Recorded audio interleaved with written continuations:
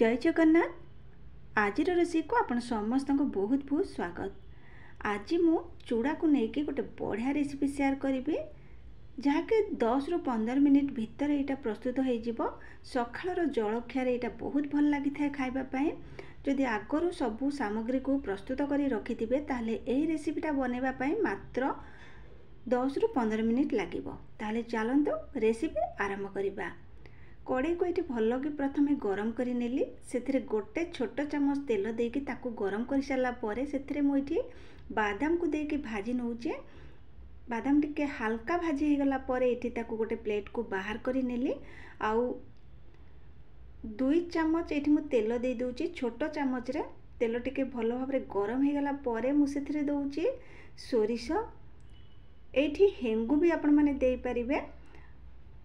सोरिष ये फुटीगला से पियाज भृषंग पत्र आ कंचा लंका को देके किछि समय भाजी नौची। भृषंग पत्र देलार बास्नाटा बहुत बढ़िया आसी थाए आ खाइबा को बहुत टेस्टी लगी थाए। किछि समय पर ये आमर पियाज हल्का भाजी हो गलानी ये देखि पारुथिबे। एबे सेथिरे मु दउची टमाटो को पूरा छोट छोट करी काटी नेची। एबे सेथिरे आमे देइतबा स्वाद अनुसार लुण दे सारापर भल भाव ये गोले नवा जमती आमर टमाटो टिके सीझीज।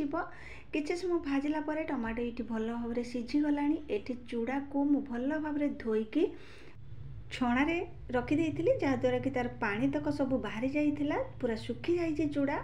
ये मु अल्प किसी हलदी गुंड दे दूची। हलदी गुंड देले तार कलरटा बहुत बढ़िया आसी थाए।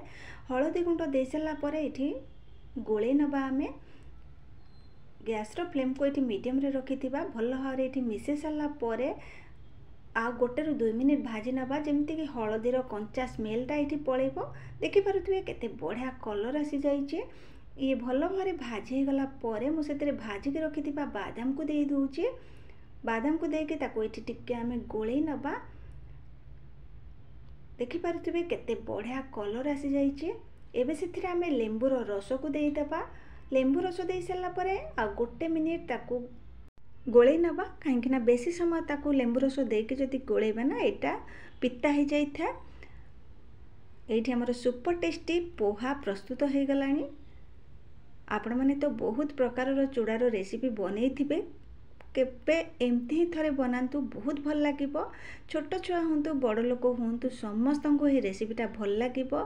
सब बेले तो आमे सकाळर जलखिया उपमा हो कि चकुली पिठा हो बनी थांती किंतु बेले बेले चूड़ार ए रेसिपीटा बनातु। वीडियो जदि भल लगी ताले लाइक शेयर और सब्सक्राइब करि नेबे। पुणी देखा जय जगन्नाथ।